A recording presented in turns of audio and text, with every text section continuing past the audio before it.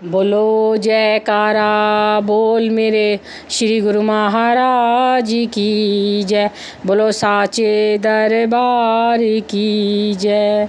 बोलो श्री अनंतपुर वासी भगवान की जय। आराध्य देव पर उपकारी श्री परमहंस अवतार श्री तृतीय पातशाही जी महाराज की श्री आज्ञा अनुसार देश विदेश व विश्व के कोने कोने में नाम और भक्ति की पावन गंगा प्रवाहित हो रही थी।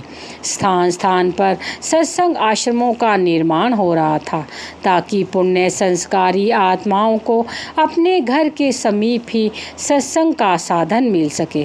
पलासिया शहर में बाई भक्ति सत्यानंद जी बाई भक्ति शीतलानंद जी सत्संग का कार्य करती थी।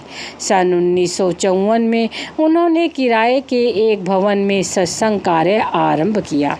एक बार श्री स्वामी चतुर पातशाही जी महाराज साधु वेश में ने किसी सेवा कार्य हेतु यहाँ कृपा की।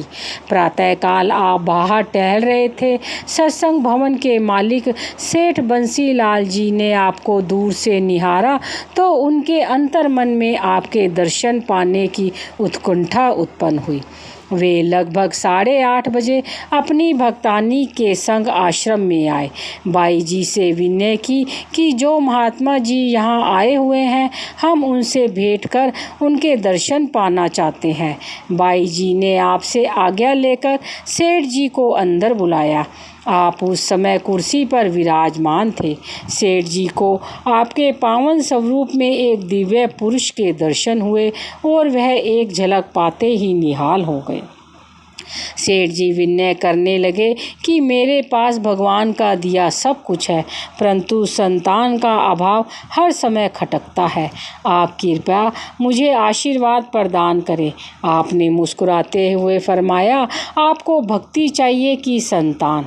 सेठ जी ने हाथ जोड़कर प्रार्थना की, आप जो देवें मुझे स्वीकार है। आपने फरमाया, कुदरत आपका हित करेगी, आप भगवान की भक्ति में चित लगाए।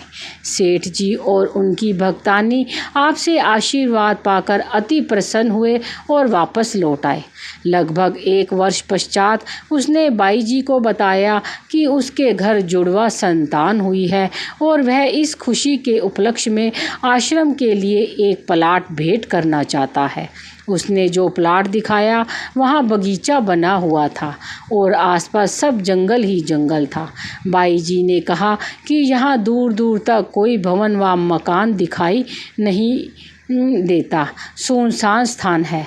हम श्री चरणों में विनय करेंगे, फिर जो आज्ञा व श्री मौज होगी आपको बताएंगे। कुछ समय पश्चात बाई जी व्यास पूजा के पर्व पर श्री आनंदपुर पहुंची। श्री तृतीय पातशाही जी महाराज के श्री चरणों में मत्था टेकने का सुअवसर मिला तो श्री चतुर पातशाही जी महाराज साधु वेश में भी वहां उपस्थित थे।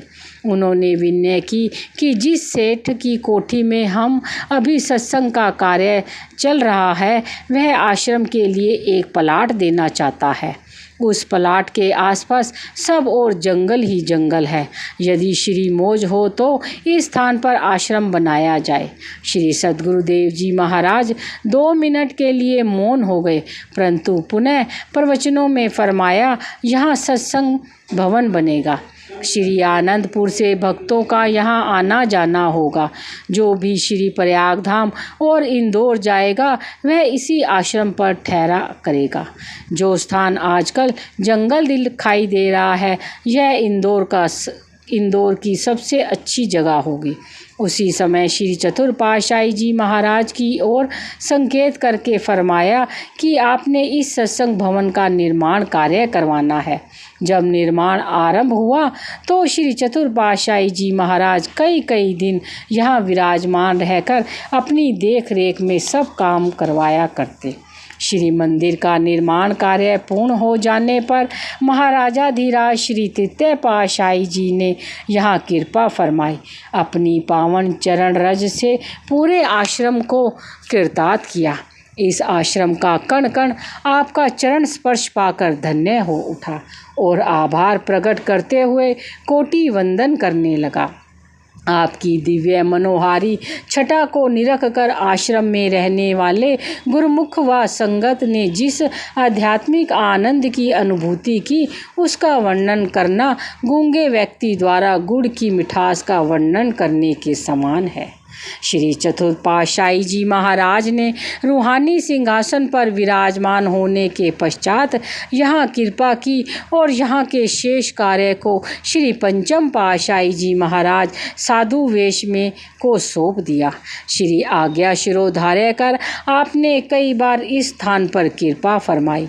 एक बार का वृत्तांत है, आप साधु वेश में किसी कार्य हेतु यहाँ विराजमान थे। सायं समय बाई जी एक भक्त जी के घर सत्संग करने हेतु गई हुई थी। आप कमरे से बाहर आए। आश्रम के प्लाट की एक और 12 फुट चौड़े और 54 फुट लंबे स्थान पर एक डेयरी वाले ने अतिक्रमण कर रखा था। बार बार आग्रह करने पर भी वह इस जगह को खाली नहीं कर रहा था। आपकी इसी स्थान पर लंगर बनाने की मौज उठी। अतः आपने उस डेयरी वाले को बुलाकर प्रेम से कहा कि यह स्थान खाली कर दीजिए ताकि हम यहाँ लंगर भवन बना सकें। वह आपसे परिचित न था। कहने लगा कि आप कौन हैं, मैं आपको नहीं जानता।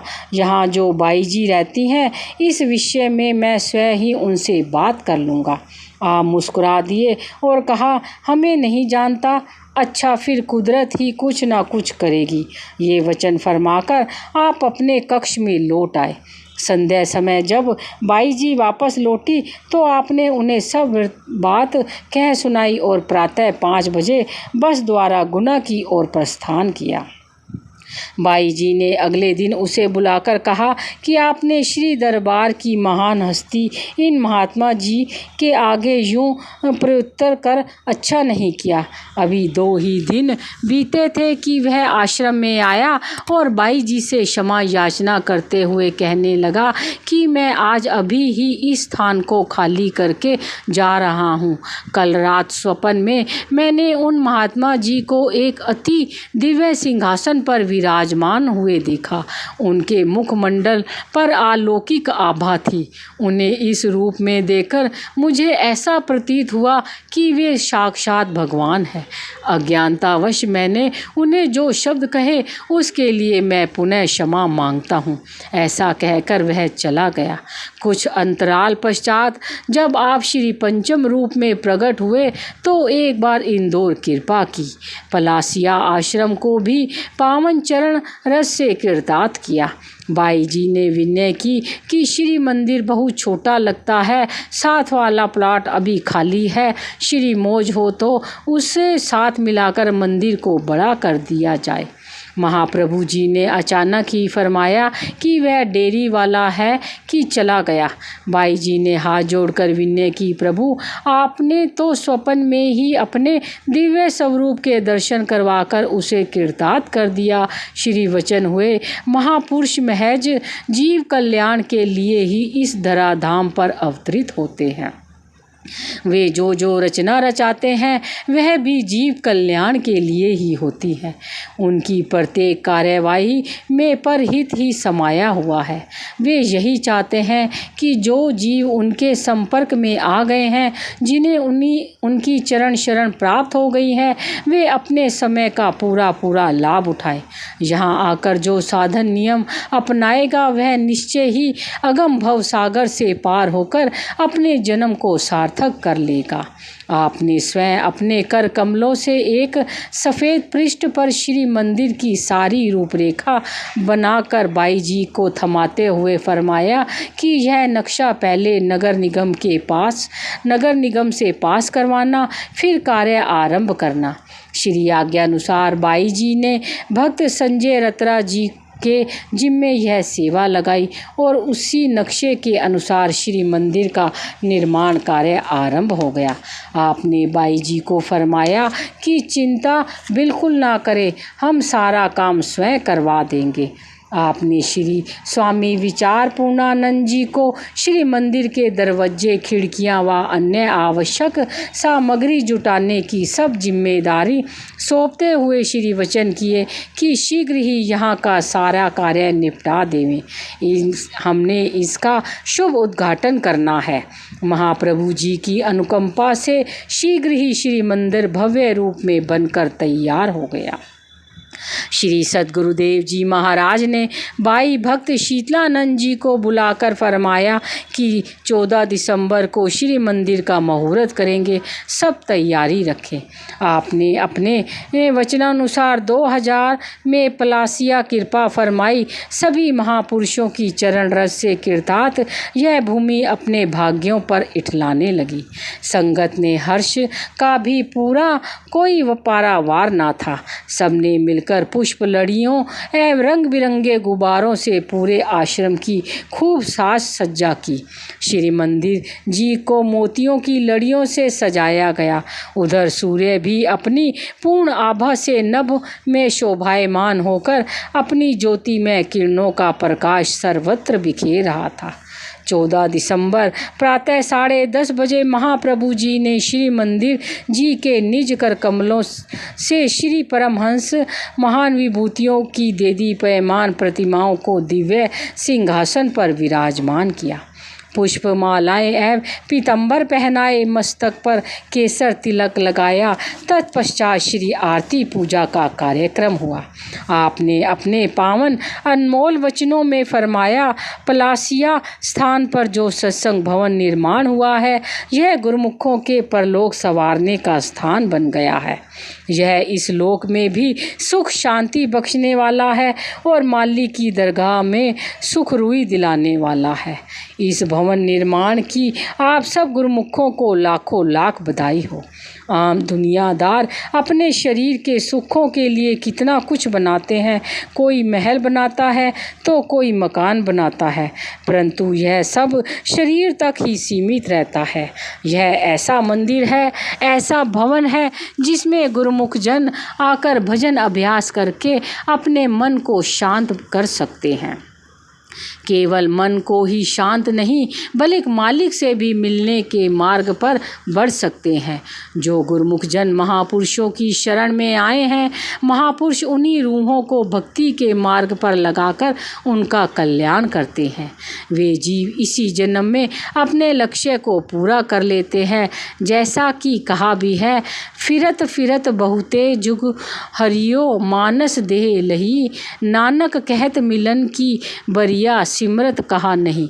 गुरुवाणी कहते हैं कि सैकड़ों युग बीत गए, जीवात्मा यह पुकार कर रही थी कि मानुष जन्म मिले। अब चूंकि यह सौभाग्य प्राप्त हो गया है, इसलिए महापुरुषों की शरण में आकर मालिक से मिलाप कर ले। आप जैसे भाग्यशाली गुरुमुखों को वक्त के संत सत्पुरुषों की संगति प्राप्त हो गई है, जिन्होंने सब साधन भी सुलभ बना लिए हैं। जो भी इन स्थानों का पालन करते हैं, वे अपना लोक परलोक संवार लेते हैं तथा अपने जीवन को धन्य बना लेते हैं। आप सबके लिए यह एक जरिया बन गया है, जहां भक्ति भजन करके मालिक की प्रसन्नता को पाकर अपना जन्म सफल करे। श्री वचनों की दात को पाकर प्रत्येक गुरुमुख का रोम रोम खिल गया। हर्षो उल्लास से भरे इस समारोह के साक्षी बन सब अपने श्री प्रभु जी को बधाइयाँ देते हुए गुरु महिमा एवं उपकारों के गीत गाने लगे। प्रसाद वितरण हुआ। शुभ मुहूर्त के उपलक्ष्य में भंडारा किया गया। इस सत्संग आश्रम का निर्माण हो जाने से संगत को आध्यात्मिक लाभ मिलने लगा। जब भी श्री गुरु महाराज जी यहाँ कृपा फरमाते, उन्हें श्री दर्शनों का स्वर्णिम सौभाग्य भी प्राप्त होता। श्री 108 श्री तृतीय पातशाही जी महाराज ने इस आश्रम का निर्माण से पूर्व जो जो वचन किए थे, सब साकार हुए। उस समय जंगल में स्थित इस आश्रम के चारों ओर आज खूब चहल पहल है। सुखधाम आश्रम का निर्माण होने से पूर्व श्री आनंदपुर से श्री प्रयाग धाम की ओर जाने वाले और श्री प्रयाग धाम से श्री आनंदपुर की ओर जाने वाले वाहनों, बसें, पिकअप ट्रक इत्यादि द्वारा यात्रा करने वाले गुरुमुख जन विश्राम और जलपान के लिए यहाँ ठहरते हैं। संत चरणदास जी अपनी वाणी में वर्णन करते हैं, बलिहारी गुरु आपने तन मन सदके जाऊं, जीव ब्रह्म छिन में कियो पाई भूली ठाऊं। सतगुरु अपने सेवक पर अपार कृपा और अनंत उपकारों के आगे नतमस्तक हो अपना तन मन न्यौछावर करता है। सतगुरु ही जीव को विवेक प्रदान कर भ्रम से एकाकार होने का मार्ग सुझाते हैं और सतमार्ग से भटके हुए जीव को दिव्य मार्गदर्शन प्रदान कर उसका उद्धार करते हैं। बोलो जयकारा बोल मेरे श्री गुरु महाराज की जय।